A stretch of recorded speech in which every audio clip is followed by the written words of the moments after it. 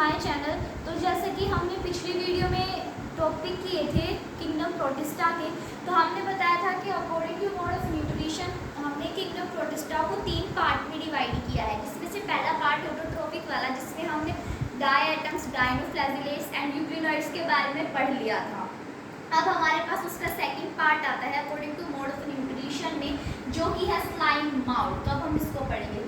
Slime mould या फिर इनको कंज्यूमर डीकम्पोजर प्रोटिस्ट्स भी बोलते हैं। जो स्लाइम माउड है वो प्रोटिस्टन फंजाई है। इसको प्रोटिस्टन फंजाई क्यों बोला गया है? क्योंकि ये प्रोटिस्टा का पार्ट है और इससे उसमें देखें तो समहाउ ये फंजाई के जैसे भी बिहेव करते हैं, जो हम आगे पढ़ेंगे भी। तो इसलिए इनको प्रोटिस्टन फंजाई बोला गया है। और इसमें फ्रूटिंग बॉडीज प्रेजेंट होते हैं। फ्रूटिंग बॉडीज का मतलब क्या होता है? फ्रूटिंग बॉडीज यानी कि बॉडी में छोटे छोटे स्पोर्स से प्रेजेंट होते हैं। उसके बाद ये एक क्लोरोफिलस होती है। एक क्लोरोफिलस का मतलब इनमें क्लोरोफिल एब्सेंट होता है, ठीक है। और ये जो डेड एंड डिकेइंग ट्विग्स होती हैं उन पर उनको खाती हैं। जैसे कि कोई प्लांट है, उसकी कोई लीफ है, वो मरने के बाद, सूखने के बाद नीचे गिर जाती हैं, तो जो स्लाइम माउड होता है वो उनके ऊपर फेड ऑन करता है, उनको खाता है। उनसे जो उसमें थोड़ा बहुत ऑर्गेनिक मैटर होता है, जो भी चीज़ें होती हैं वो उनको खाता है। उसके बाद उनमें जैसे कि हमें बताया उन डेड एंड डिकेइंग्स भी फेड ऑन करता है। इसमें सैप्रोफिटिक मोड ऑफ न्यूट्रिशन होता है, यानी कि जो दूसरे ऑर्गेनिजम्स पे फेड ऑन करते हैं। और फेवरेबल कंडीशन में ये एग्रीगेशन शो करते हैं और प्लाज्मोडियम फॉर्म करते हैं। अब यहाँ पे आपको ना 3 चीज़ देखने को मिलेगी कि स्लाइम माउड एक ऐसा प्रोटिस्टा का पार्ट है जो 3 चीज़ों के जैसे बिहेव करता है। इनमें एनिमल स्टेज भी मिलेगी आपको, प्लांट स्टेज भी मिलेगी, और ये फंजाई के जैसे भी रिएक्ट करते हैं। जैसे कि हमने यहाँ पे देखा फेवरेबल कंडीशन में ये एग्रीगेशन शो करते हैं, प्लाज्मोडियम बनाते हैं। प्लाज्मोडियम बना रहे हैं यानी कि इनकी वेजिटेटिव स्टेज है। यहाँ पे ये अपनी वेजिटेटिव स्टेज को शो करते हैं। और वेजिटेटिव स्टेज का मतलब होता है एनिमल स्टेज।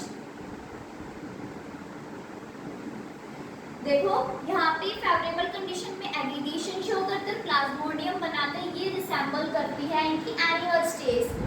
उसके बाद अनफेवरेबल कंडीशन में ये डिफरेंशिएशन शो करते हैं, फ्रूटिंग बॉडीज बना लेते हैं। हमने यहाँ पे हमें बताया था कि फ्रूटिंग बॉडीज यानी कि छोटे छोटे स्पोर प्रेजेंट, और आपने कभी फंजाई को भी देखा होगा तो उसमें छोटे छोटे स्पोर्स प्रेजेंट होते हैं। क्या होते हैं? वो फ्रूटिंग बॉडीज होती हैं। यानी कि यहाँ पे फ्रूटिंग बॉडीज बना रहा है तो ये रिसेंबल करता है फंजाई को, ठीक है। उसके बाद फ्रूटिंग बॉडीज बना रहे हैं यानी कि स्पोर्स को प्रोड्यूस कर रहे हैं, स्पोर्स को प्रोड्यूस कर रहे हैं ये, और इससे इनको ट्रू सेल वॉल भी मिल जाती है। और सेल वॉल किस में प्रेजेंट होती है? सेल वॉल प्लांट्स में प्रेजेंट होती है। तो ये रिसेंबल करता है इनकी प्लांट स्टेज को, या फिर हम बोल सकते हैं इनकी रिप्रोडक्टिव स्टेज।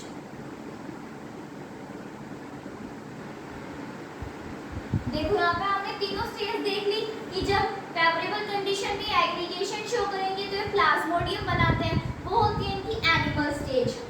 उसके बाद अनफेवरेबल कंडीशन में ये डिफरेंशिएशन शो करते हैं और फ्रूटिंग बॉडीज बनाते हैं, वो रिसेंबल करता है फंजाई को। इसलिए यहाँ पे हम इनको प्रोटिस्टन फंजाई बोल रहे हैं, क्योंकि फंजाई के जैसे भी रिएक्ट करते हैं और ये प्रोटिस्टा का पार्ट भी है।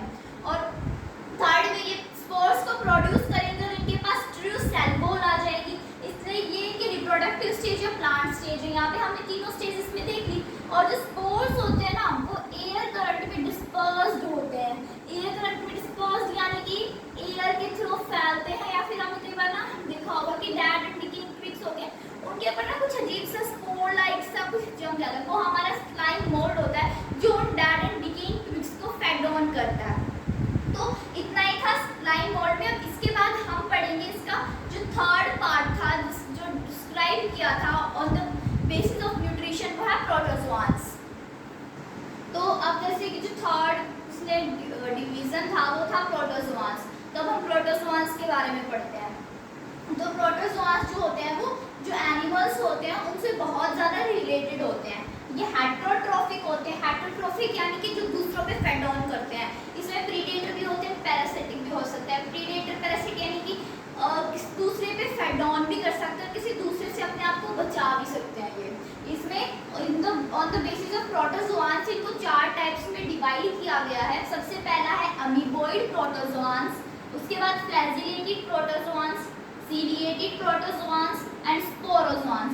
आप थोड़ा इनके नाम से भी इनको रिलेट कर सकते हैं क्योंकि अमीबा, फ्लैजिला, सीलिया इनके बारे में आपने पहले भी पढ़ा है और अब हम इनके बारे में पढ़ते भी कि इनका हैबिटेट क्या होता है, स्पेशल फीचर क्या होता है, ये सब हम अब इनका डिस्कस करते हैं। तो अब हम इनके फीचर्स देखते हैं कि इनके डिफरेंट फीचर्स क्या हैं।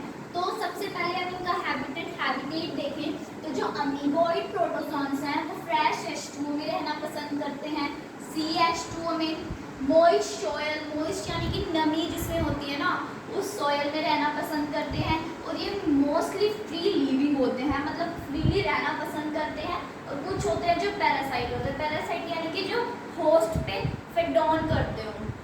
उसके बाद जो फ्लैजिलेटेड प्रोटोजोआंस है वो फ्री लिविंग होते हैं जिसमें एक्वेटिक भी हो सकते हैं और पैरासाइट होते हैं। उसके बाद सीलिएटेड देखें तो ये फ्रेश H2O में रहना पसंद करते हैं और ये पैरासाइट होते हैं। और जो स्पोरोजोआंस होते हैं वो सारे एंडोपैरासाइट होते हैं।